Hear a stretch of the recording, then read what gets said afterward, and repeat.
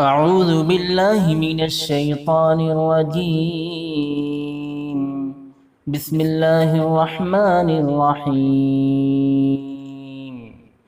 إن الذين قالوا ربنا الله ثم استقاموا تتنزل عليهم الملائكة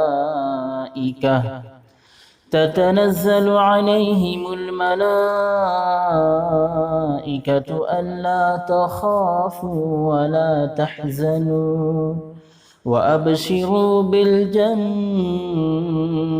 التي كنتم توعدون. نحن أولياؤكم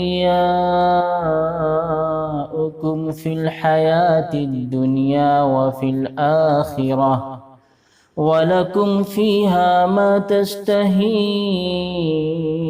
أَنفُسُكُمْ وَلَكُمْ فِيهَا مَا تَدَّعُونَ.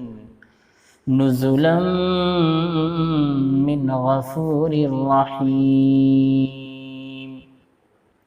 وَمَنْ أَحْسَنُ قَوْلًا مِّمَّن دعا إلى الله وعمل صالحا وقال إنني من المسلمين. ولا تستوي الحسنة ولا السيئة ادفع بالتي هي أحسن فإذا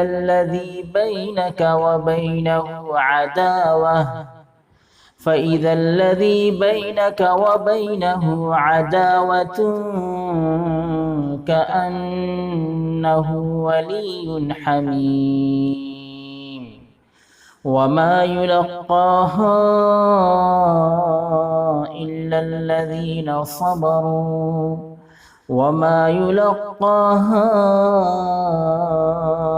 إلا ذو حظ عظيم. وَإِمَّا يَنزَغَنَّكَ مِنَ الشَّيْطَانِ نَزْغٌ فَاسْتَعِذْ بِاللَّهِ إِنَّهُ هُوَ السَّمِيعُ الْعَلِيمُ. آیتوں کا ترجمہ: ایمان و استقامت پر خداوندی وعدے۔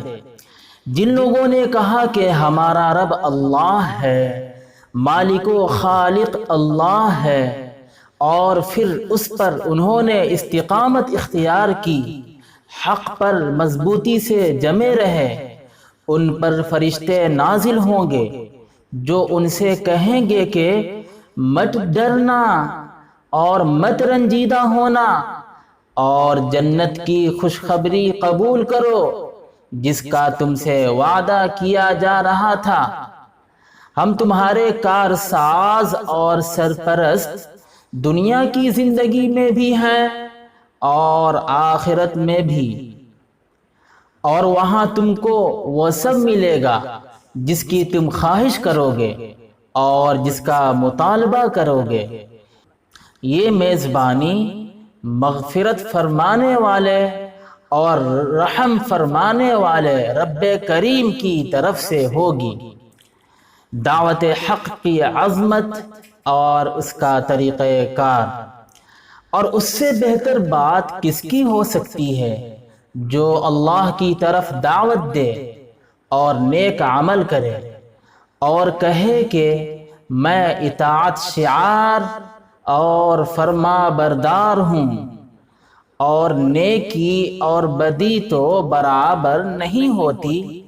برائی کو اس طریقے سے دور کرو جو سب سے اچھا ہو، جس کے نتیجے میں تمہارے اور جس شخص کے درمیان عداوت تھی وہ تمہارا گویا جگری دوست اور گرم جوش ساتھی بن جائے گا۔ اور یہ بات انہی لوگوں کو نصیب ہوتی ہے جو صفت صبر سے متصف ہوتے ہیں، اور یہ دولت بڑے نصیبہ ور لوگوں کو ملتی ہے۔